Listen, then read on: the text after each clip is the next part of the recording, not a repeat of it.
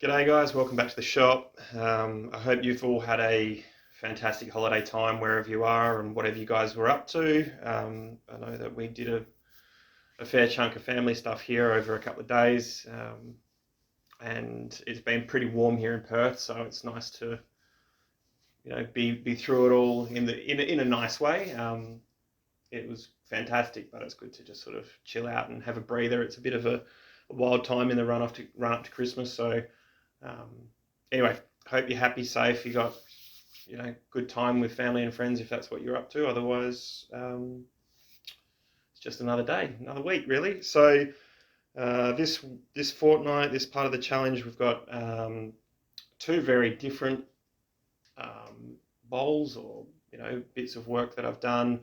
The first was this little bowl out of salmon gum burl, and then I did a platter out of marry. So we'll start with this little piece of salmon gum. So salmon gum is a big eucalyptus here in the West Coast. Grows inland from here in what they call the wheat belt, out towards the goldfields, and it's called salmon gum because the tree has a sort of pinky salmon colour to it, especially when it's in the afternoon. So we've got a big road here, Great Eastern Highway, and it drives from Perth to Kalgoorlie. And there's a whole heap of salmon gums parked up on the side. And when you drive it in the afternoon, it's quite pretty to look at when the sun hits them just right. They do flare up quite well. The burl for this, hold on 1 minute.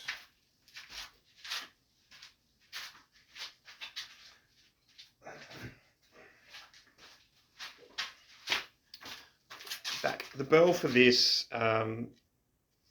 is very interesting in the fact that it's got a lot of the dark spots in there are gum inclusions, gum vein sort of inclusions, where you might get another sort of burl that is very tight, just solid wood, whereas this has a lot of real crinkly gum in it. And so through my time of perving on other people's work on Instagram, finding out other turners around the world, there's a guy, I think he's in France, called Pascal, and he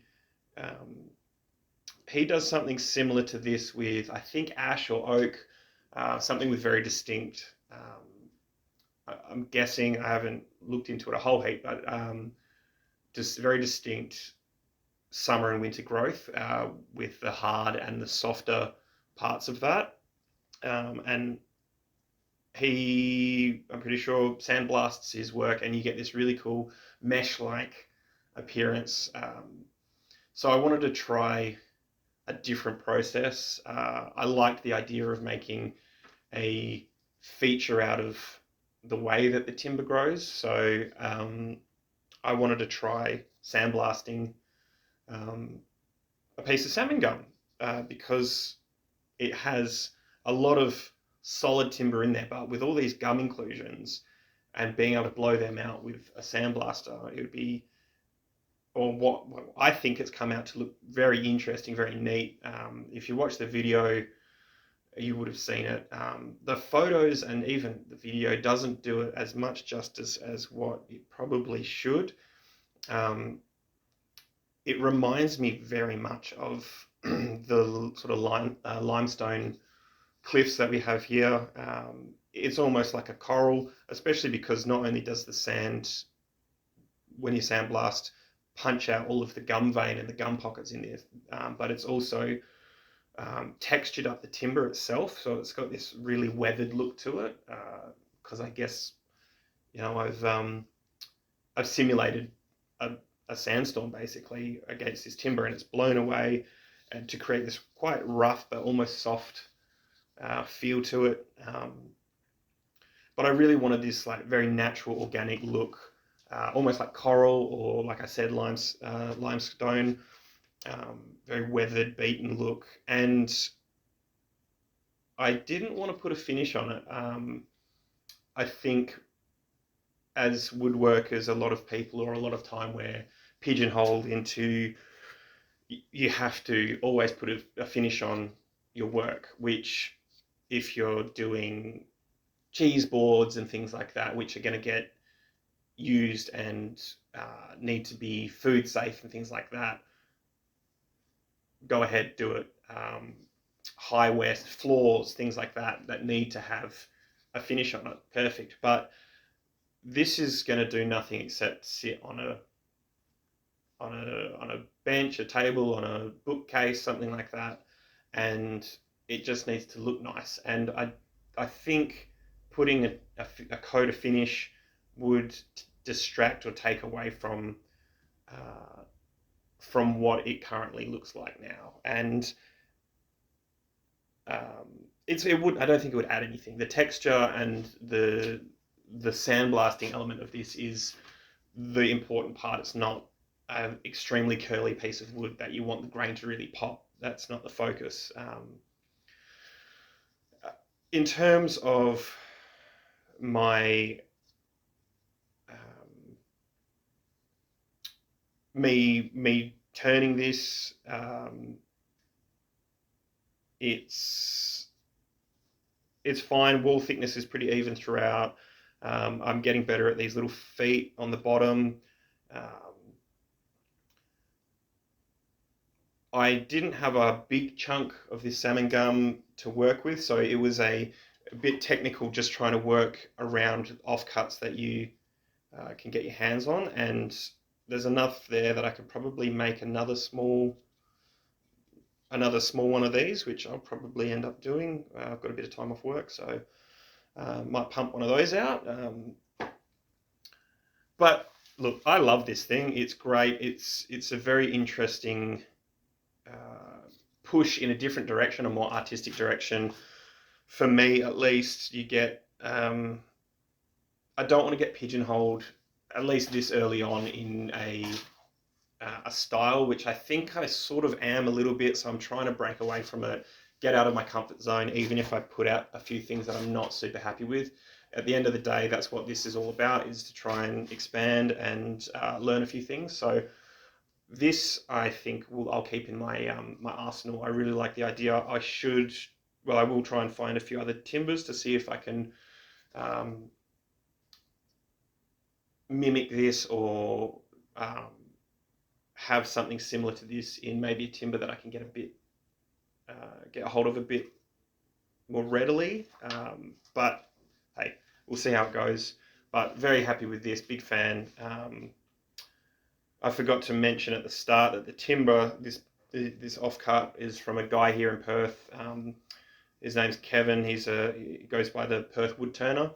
Lovely bloke, and sort of saved my bacon on this one. He had a few offcuts after doing some work. He recently did a fantastic exhibition here in Perth, which I was unfortunately wasn't able to get to, but I've seen his work and it's fantastic. So I'll see if I can link to his stuff. I think might have spoken about him before in this, but certainly worth looking at his work, and certainly worth, if you're in the market buying some of his stuff, it's fantastic.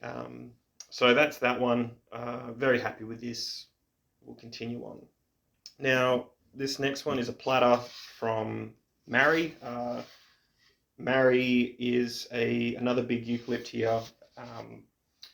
It's known for having big gum nuts, like big ones. I think if you're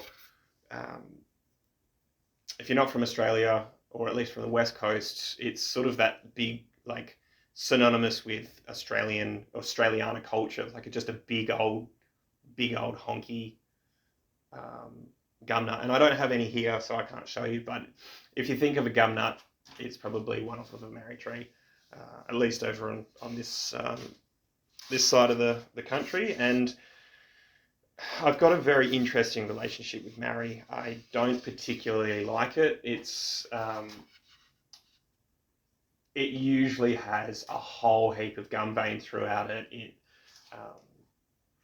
Really big, thick pockets that I think detract from a lot of. I've got a furniture making background, so I think it detracts from a lot of the art that you can put into furniture and woodwork.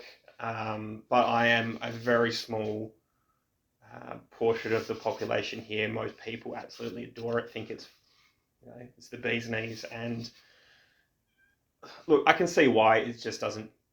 It's just not for me. I do have some very, very nice Marri here, very clean, very curly stuff. So it does have its pros. I think it's got more cons. Personal opinions. This piece, I said in the little description of it, came from a mate who got it from his father-in-law's property, milled some up to make a coffee table, and I got the ends that he didn't need, which I'll be able to make stuff out. I've made stuff out of it. It is fairly clean stuff, so I'm not bitching and moaning. It's just, you know, not my cup of tea, but very thankful to get a few pieces off of him. And it was the right size to do a little platter. And I haven't done a whole lot of these, and I need to start doing a few more just to practice something different. I think I've got my bowl outside, inside turning fairly well. You know, there's always stuff to work on. And this is one that really shows that I've improved a lot, but haven't improved to being a bit blasé. You know, it's another one where outside forces can really play a big thing on it. I was a hot day, a bit rushed, feeling a bit frazzled, so it came out in my work.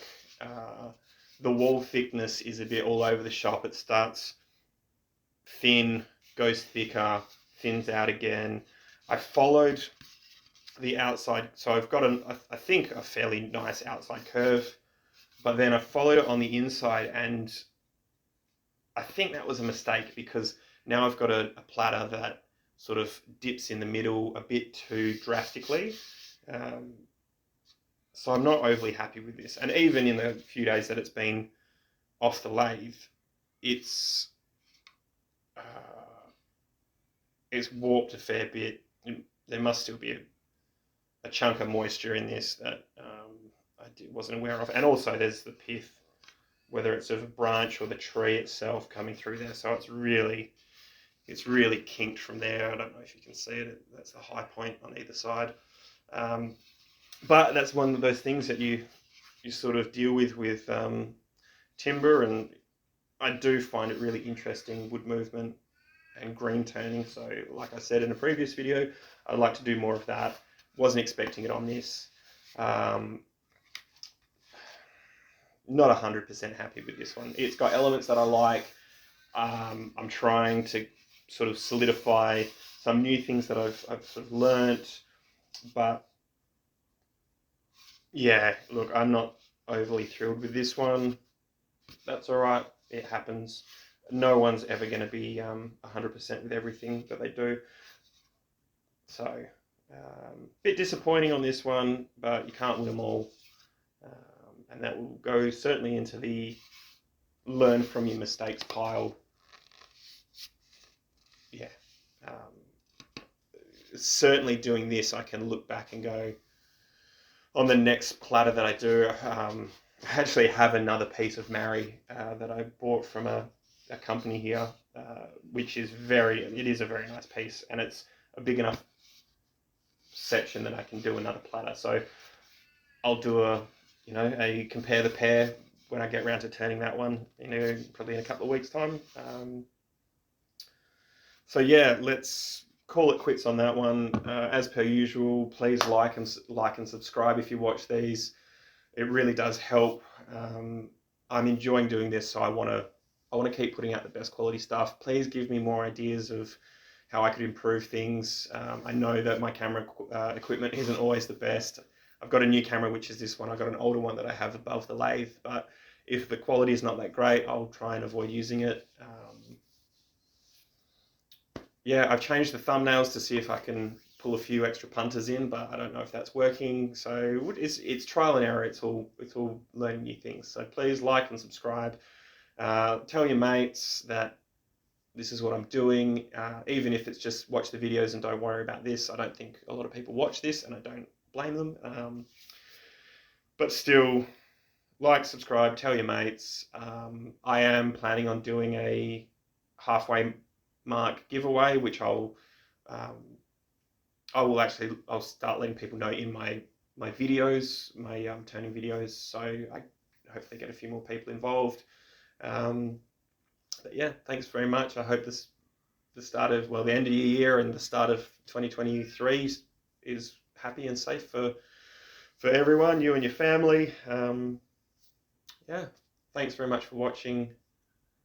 Stick around for the rest of the thing, the rest of the project, and I've got a couple of videos. I know I've certainly done one that's edited up, ready to go out of a different project that I've done here. So yeah, thanks for watching. I'll see you out there. Take it easy.